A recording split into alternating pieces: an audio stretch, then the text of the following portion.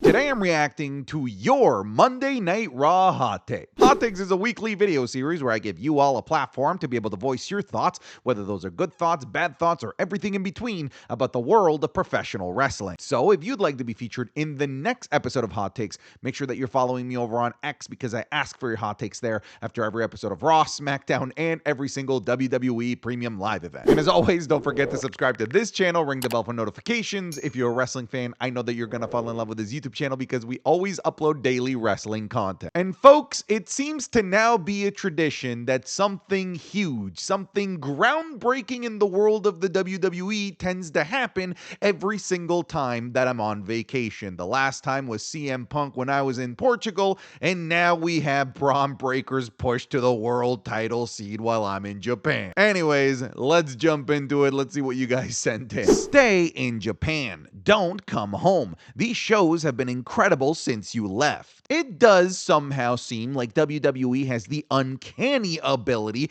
to perfectly time when to do these amazing moments, to perfectly time when they all of a sudden want to be groundbreaking and be amazing, and time it exactly when my ass is on vacation. The last time I took a vacation, which I don't take vacations very often, was November 2023, and none other than CM Punk returned to the WWE while I was in a hotel room in Portugal. And now WWE has done it again, pulling the trigger on one of the biggest story elements that they had that people thought they wouldn't pull the trigger on for the next 2 years. They had Braun Breaker kick Seth Rollins out of the division, spear him out of his pants, and call his shot for the World Heavyweight Championship. And I was here on this couch in Osaka, just the couch, not the casting couch. Stop saying that this is the casting couch. But yeah, maybe I should be going on vacation more. Maybe then finally The Rock will return and pay off this stupid storyline that he never paid off. The turn is great and unpredictable, but surely it would have made more sense if it happened after Survivor Series. Nothing makes sense right now for the men's War Games match. However, this can obviously change. I'm not kidding when I say that this is groundbreaking and fundamentally changes WWE storytelling for the foreseeable future for the next like 10, 15 years. And that's talking like really further into the future, but it really shakes things up here in the short term because you're right. I have no earthly clue what in the world they're planning for Survivor Series War Games. Let's not forget that CM Punk won this match in the main event to get himself a World Heavyweight Championship opportunity, something that absolutely nobody is talking about. So are we still running CM Punk versus Seth Rollins? What's going on with the Vision? Is the Vision not going to be the fundamental evil force going into the men's War Games match? Is it now going to be MFT versus the Wyatts? I have no earthly clue. Luckily, when it comes to Survivor Series War Games, they have about a month and a half to actually build to this, which is nice, which is actually a change of pace that WWE doesn't have to build a PLE with just 2 weeks. Yes, we have Saturday night's main event, but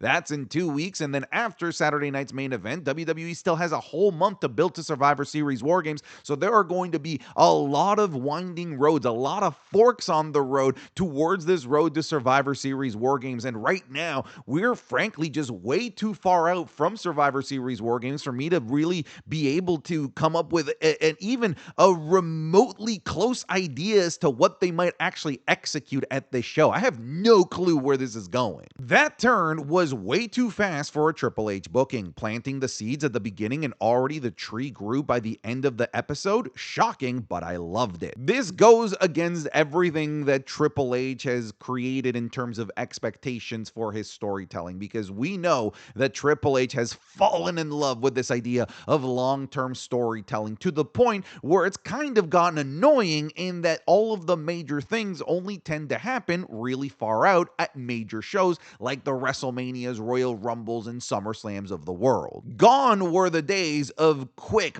bite-sized storytelling that happened instantly, that got paid off quickly. We are now in the era where they're dangling the fruit in front of you for months and months and months, or in the case of poor Austin Theory, literal years. So it is refreshing that WWE decided to pay off, like you said, planting a seed and having the tree grow all within the very same episode of Monday Night Raw. And this was a huge statement to make. And it's gotten to the point where I'm wondering, why did they pull the trigger on this as quickly as they did? Were they maybe bored of the Vision, and maybe they were blaming the Vision for some of the lackluster storytelling recently? Is Seth Rollins hurt? Is WWE just so enamored with Braun Breaker that they want to push him to the moon now? All I have is questions, and to me that's a good thing, right? I'm intrigued in WWE storytelling for the first time in months.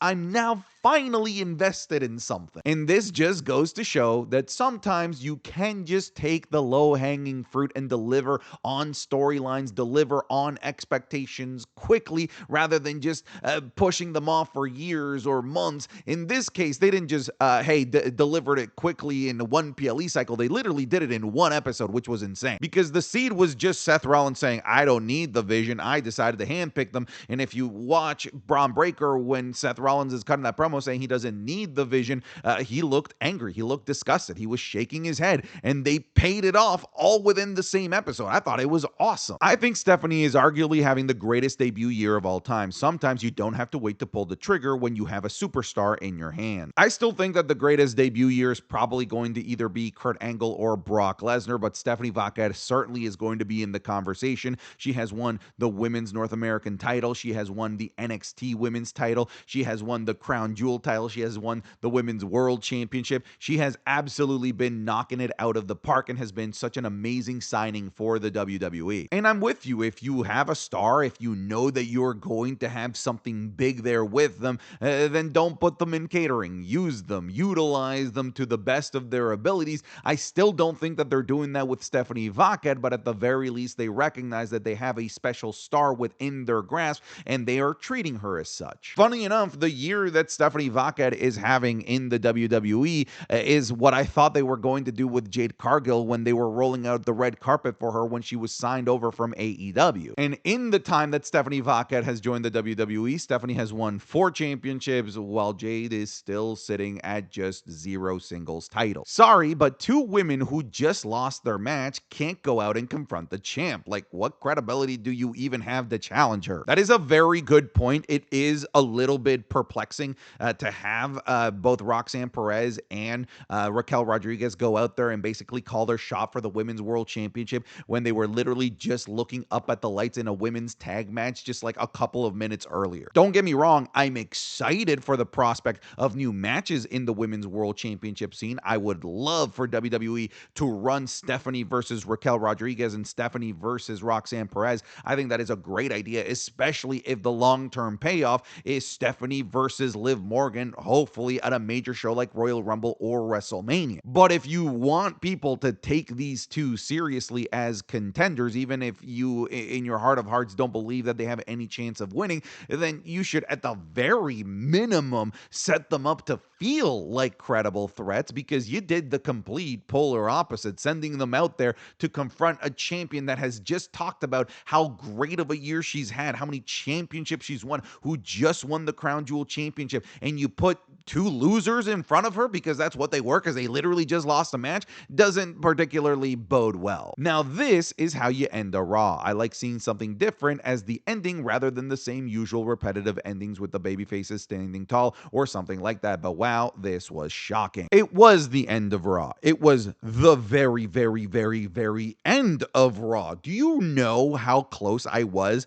to accidentally turning this moment off? WWE really waited until the very last possible second to pull the trigger on this. They had the credits rolling. I really thought that they were about to fade to black, and then they pulled the trigger on this. Yes, of course, this was a great way to end Monday Night Raw. I just wouldn't expect these types of endings on a regular weekly basis moving forward. I just want to make sure that people's expectations aren't going to be, groundbreaking moments happening at the end of every episode of Monday Night Raw. I don't think that's going to end up being the case. Dude, rip to all the people that turned the episode off when they thought the show was over. And shout out to all the people that did not wake up to watch this episode of Monday Night Raw, because now you're going to have it spoiled to hell, unfortunately. And me with my video title and thumbnail probably didn't exactly help your situation, did it? I think WWE pulled the trigger way too early. Listen, I'm just happy that WWE pulled the trigger at all. We have seen in many different occasions WWE just simply not pulling the trigger. I'm not going to complain about WWE pulling the trigger on something big early. I would rather them pull the trigger early as opposed to never pulling the trigger, which has unfortunately been the case with many major storylines. And I do think is funny that some people are complaining that they've pulled the trigger way too early on this, considering one of the biggest complaints that we have had about WWE's booking recently is that they take forever to pull the trigger. But like, I get it. I understand where people are coming from, because me, you, and probably the majority of the people watching this video were probably expecting this very thing to happen. I don't know, maybe for the road of WrestleMania 43. I was not expecting it on a random episode of Monday Night Raw in the middle of October in the lead up to a Survivor Series War Games and a Saturday night's main event. This is just not the time of year where these types of crazy, insane moments tend to happen. And maybe it's for the best, because I don't think any of us saw it coming. I believe Seth hurt his arm at Crown Jewel and they sped up the plans to break up the group. That was one of my initial reactions. If you watch this entire segment over,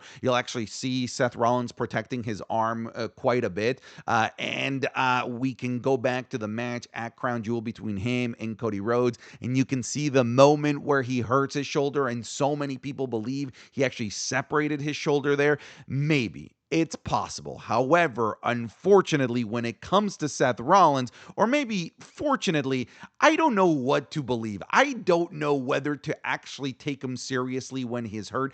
I don't even know whether to take this heel turn and this betrayal from Braun Breaker, even though he was already a heel. I don't know whether to take it seriously. Is this a ruse? Anything can be a ruse after what freaking happened at SummerSlam earlier this year. But this could certainly be one of the reasons why they pulled the trigger on this. If Seth is hurt and he's going to be out for the foreseeable future, you can't exactly halt the progression of Bronson Reed and Braun Breaker if Seth Rollins is going to be out for 8 months or a year. But again, we just don't know. And because of Seth Rollins and what he did going into SummerSlam and the ruse of the century, I don't know where my head is at with this entire thing. Breaker winning at WrestleMania. So Braun Breaker picked up the world title. He posed with it. He basically demanded that Bronson Reed fall in line. Bronson Reed fell in line. He demanded that Paul Heyman fall in line. Paul Heyman fell in line. All things are pointing to Braun Breaker is now on the direct road, the direct path to winning the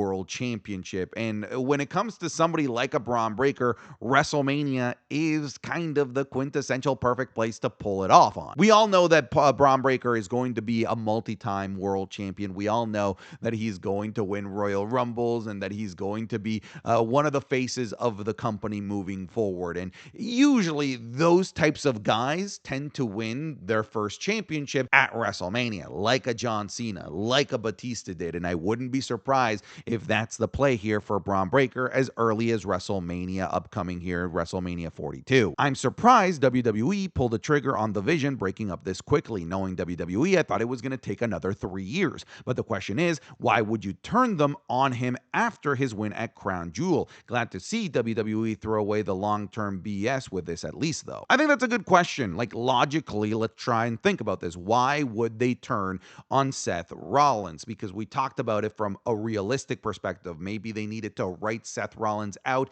because of his injury. But what is going to be the story reason for this? Is it just going to be greed and egoism from Braun Breaker, who believes that he was better than Seth Rollins and wanted to catapult himself to the world title picture? I feel like that would be maybe a little bit too simplistic. I think that you could look at maybe Seth Rollins saying that he didn't need the Vision as one of the trigger points, or it could just simply be that Seth Rollins didn't prove himself enough at Crown Jewel because he needed to cheat to beat Cody Rhodes. So maybe that was the catalyst for Braun Breaker to say, why would I follow this guy that's pretending to be the guy when he couldn't beat the guy clean? He needed to cheat. There are several reasons. I do sincerely hope that they explain them, though, and I know that seems like a foregone conclusion that they're going to explain it, but we're also in the same year where they never explained the John Cena heel turn, so I don't know. The pop is going to be be crazy. Should Triple H book her properly, this is going to be an amazing babyface run for Kairi Sane. I'm just praying that she actually gets a proper championship match and a run. We don't need swerves for this, just good booking. Don't mess this up, WWE. If you go back to my live stream, when this moment happened, when Asuka slapped the living daylights out of Kairi Sane again on this episode of Monday Night Raw, one of the things that I said was the pop is going to be huge. The pop when Kairi Sane stops the slap, the pop when Kairi Sane turns on Asuka is going to be ginormous. And it wasn't more than 3 minutes later that then Kairi comes out to her old theme song from NXT when she was a big babyface, the Pirate Princess. I think things are lining up nicely. I do think that this is going to be a big moment. I do think that it could lead to a major push for Kairi Sane. Dare I say, maybe even a Women's World Championship, like you said, if booked properly, if it all goes well. Crowd sympathy, old theme back, in-ring work peaking. Kairi could be positioned for an underdog title run in 2026, similar to Kofi in 2019. The Kairi movement could be like Kofi Mania for the women's division. Like you said, it all comes down to if it's booked right. And I unfortunately have more evidence that it won't be booked right than it will be booked right, simply because WWE has shown that they aren't particularly great at booking Kairi Sane in all of her different iterations, unfortunately. But maybe with the rumored writing change in WWE and a more focused writing approach to storytelling and delivering on expectations, maybe we will actually get something good out of this. But right now, I am a pessimistic piece of shit, unfortunately, and I'm leaning towards believing that it won't, sadly. But I want to be proven wrong. I want this to be big. I want this to lead to something big for Kairi Sane. By the way, this is yet another reverting back to an old entrance theme. So maybe WWE is listening to the WWE superstars that wanted some of their old themes back. And if you are, Sheamus, please get your limes back. I believe Brock Lesnar will take over as the Vision's new leader since Paul did the introduction versus Cena. Essentially, Brock will show Braun how to be unbeatable. I, for one, don't see it, and I don't want to see it. I don't know why anybody would want to see Brock Lesnar, who's there once every 7 months, being the leader of a faction that's there every single week. I just don't think that those two things go hand in hand. I would like to see Braun Breaker versus Brock Lesnar at some point and use that as a passing of the torch from one like crazy beast in the ring to another. But this doesn't need Brock Lesnar. It doesn't need Brock Lesnar at all in order to achieve what it needs to achieve. Ending this episode on such a huge turn is solidifying that whatever this rumored creative change is has worked. Since that rumor happened, we've had the best SmackDown in months, the best pay-per-view of the year, the best Raw in months. Very excited now for Survivor Series. It feels like WWE has snapped out of it, that they have finally woken up. You're right. We have had these rumors of these creative changes. We don't know the details of what those creative changes are, but at the very least, it does feel like WWE has gotten better in this last week and a half. And that's like necessary because it felt like WWE was in the gutter. It felt like WWE was the worst that it's been in over 3 years. And this has been a major jolt of life back into the product, back to like feeling exciting, back to feeling like you can't miss episodes of Raw or SmackDown. This feels like it's eliciting the vibes of like 2023 again.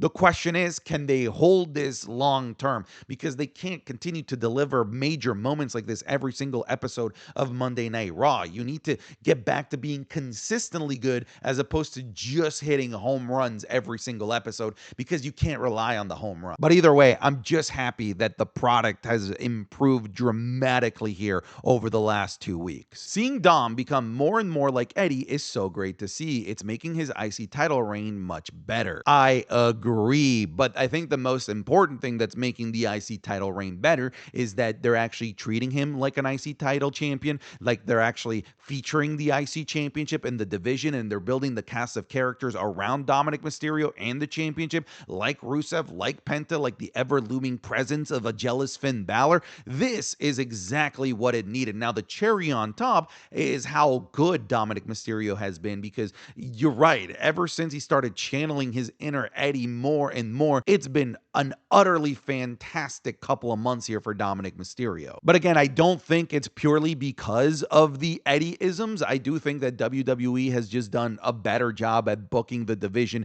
and the championship as of late. So I'm actually giving that more credit as opposed to just Dominic Mysterio. The contrast within 5 seconds is insane. That is such a funny side-by-side. The guy on the left was a literal microsecond away from ending his stream and turning everything off. The guy on the right just witnessed one of the biggest moments of the entire year. Raw happened already? The fuck? I couldn't believe how many people didn't know that this episode of Raw was still in Australia. So unfortunately, many of you, especially in the United States, didn't wake up to see it. And now you're probably going to open social media platforms and have everything spoiled for you. You should have woken up, buddy. Good to see the people give Maxine her flowers and give her the "you deserve a chance." She really has improved a lot since the Royal Rumble botch performance. I am happy that Maxine Dupri is getting her moment in the light. However, I don't think that she's going to be winning the Women's Intercontinental Championship anytime soon. But again, I think it's great that WWE is developing and giving in-ring time and promo time to other people in the mid-card scene. The mid-card is supposed to be the place where you experiment with maybe potential future main eventers somewhere down the line. And I think that Maxine Dupri is a perfect character to try and experiment with, and it allows Becky Lynch to feud with a different type of character as well. Again, I don't think that she's going to be winning the Women's Intercontinental Championship anytime soon, but I think that we as wrestling fans should just be happy that Maxine is getting these opportunities, that she has improved enough to feel like she is a worthy addition to the Women's Intercontinental Championship picture, because you're right, her improvement over the last year has been astronomical. Now that Judgment Day are entering the world title picture, I wonder where they go with Bayley and Lyra from here. Are they going to after the tag titles, or perhaps somehow fit into the Io and Rhea storyline with the Kabuki Warriors leading into War Games? I could see them being in the War Games side of things with the baby faces. In terms of where it's going, again, this has been one of my question marks regarding this entire union between Bayley and Lyra Valkyria. Where the hell is this going? Is it a feud? Is it a proper tag team? If it is a proper tag team, is it proper enough to go after the Women's World Tag Team titles? Cool, fantastic. If it is, then sure, go ahead, do it. But then when and where are we going to pay off the animosity and the previous struggles and problems that Lyra and Bayley had? I don't know. I'm still uncertain about this. I do think it's hilarious that this is basically just the Festus storyline, where instead of a Bell waking up Festus, it's Lyra Valkyria having to slap Bayley out of it. So I guess that's why they're defending against AJ and Dragon Lee and not the Vision. Listen, I'm just happy they're defending. It seemed like Adam Pearce had to be reminded that he had tag team champions in order to finally book the goddamn tag team champions. Hopefully they lose these titles and they actually end up doing something with these tag team championship belts in the division as a whole. All right, folks, thank you so very much for watching this episode of Hot Takes. I'll see you guys in the next one. Take care. Goodbye. Get out of here.